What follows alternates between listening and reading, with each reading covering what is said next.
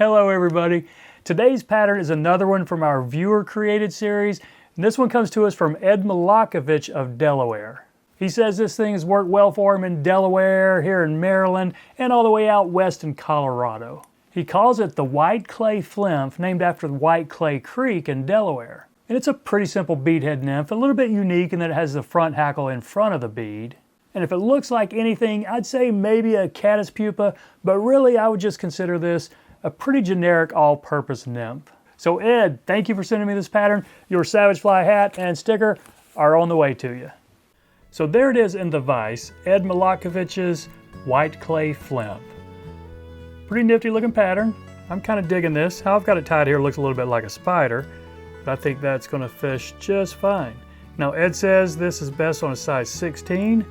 It's a dry fly hook with 2.4 millimeter tungsten bead. And I suppose you could weight this if you want. Ed didn't, so I'm not going to. I'm going to go ahead and catch in some olive thread. We'll take it back here to the start of the bend. And for the tail, he says about 6 fibers of mallard flank right here. And not terribly long, maybe a body length here. Let's catch that in, see how it looks. Okay, I think that's going to be just fine. A few extra wraps right here, just thicken this body up a little bit before we snip this excess off up here. Now let's take our thread back to the start of the tail, put some wax on it. Maybe get that a little straighter back in the hook, or in the vise here. There we go. And for the body, we're going with a little peacock eye stub. Now I don't know why I don't use this more often. This is some pretty cool stuff. We'll do a thin noodle, maybe let it get a little bit thicker toward the front so we can get a tapered body. And we're going to wrap the body up to the bead, but the bead is going to be a couple eye lengths back because we're putting the hackle in front of the bead. Well, let's see what this will do for us, if that's going to give us enough. Hit the point of my hook there. We might have to do some trimming here in a second, but yeah, we're going to be okay. Okay, I think that body's fine right there. Now I'm going to go ahead and do a quick whip finish, and then we'll push the bead back there. You could, take a shortcut and just push the bead back and wrap your thread over it, but some would say that makes the fly a little bit weaker and that you have a chance of, fish teeth cutting the thread right there. I don't think that's probably going to be a real big deal, but you never know. So go ahead and recatch your thread in right in front of this bead. We'll put a little dam here just to try to keep the bead in place. Now Edward says you're going to use some mallard up front, but my mallard was just a little bit too long, so I am using partridge, just a natural partridge right here. It's going to have the same consistency. It's going to look the same in the water, I would think. So let's catch this in right behind the bead. A little bit farther right there. We're not putting a lot. Maybe 2 wraps, maybe 2.5 if you can get them. Go ahead and snip this excess right here.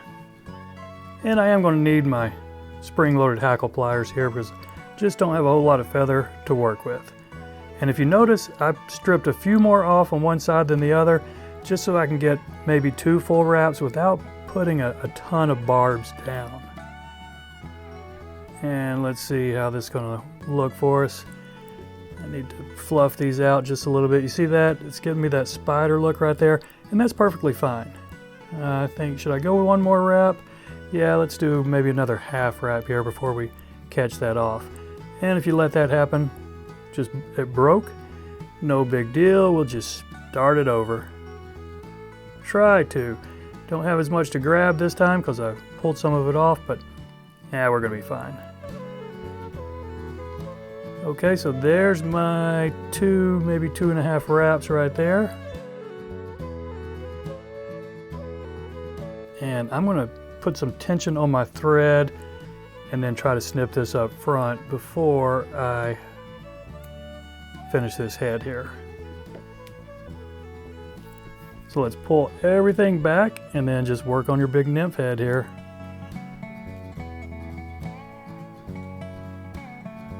There we go. And do we have enough barbs? Yeah, I think so. I think 2.5 wraps gave us plenty there. Let's go ahead and do a quick whip finish.